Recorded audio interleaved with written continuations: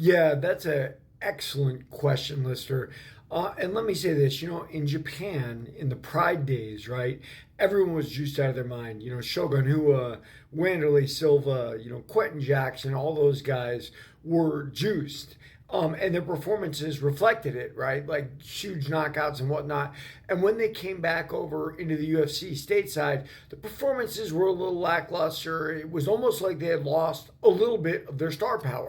Now, what they had to do was get off PEDs and get back to a level where they could fight with other people supposedly off PEDs. Well, is everyone off PEDs at any time? Look, guys, my first UFC event, I just gotten out of prison for the first time, was Anderson Silva versus Chael Sonnen in Oakland. My little brothers took me for my birthday. And I can tell you this, when Chael Sonnen walked to the ring, I was like second to last row on the floor. I looked into Chael Sonnen's eyes and they were going opposite directions. Like the fact that that man was on PEDs was so obvious, it was crazy.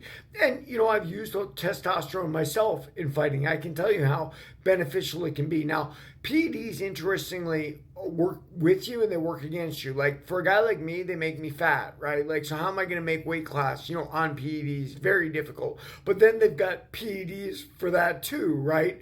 And where do you put the end of PEDs? My understanding about Chael, he wasn't just juiced out of his mind. He was also on a lot of EPO, which is that essentially cardio PED. So what do I really believe? I mean, and it's a great question, listener.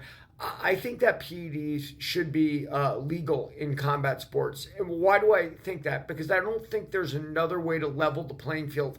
If there was truly a way to make PEDs all gone from the sports, I'd agree to it. But the one thing we know from Victor Conti and everything else surrounding it and Barry Bonds is PEDs will never be gone from sports, right? They're always going to be there. Where there's money involved, there's going to be ways to treat, there's going to be greed involved.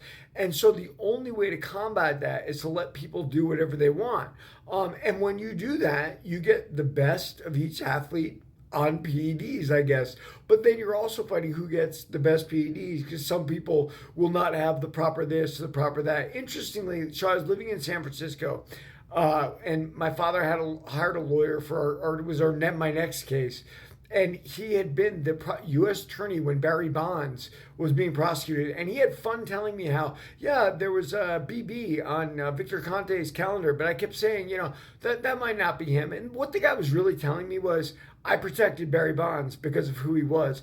And I got no problem with that. The problem is, like, the scales of justice aren't equal for everybody, right? If it hadn't been Barry Bonds, he'd have been prosecuted and thrown in jail for PEDs. But, should he have been? Probably not, right? Like, it is what it is. That's how sports are. But listen, we're in an imperfect world. And what the government's going to do to supposedly protect us, does it hurt us?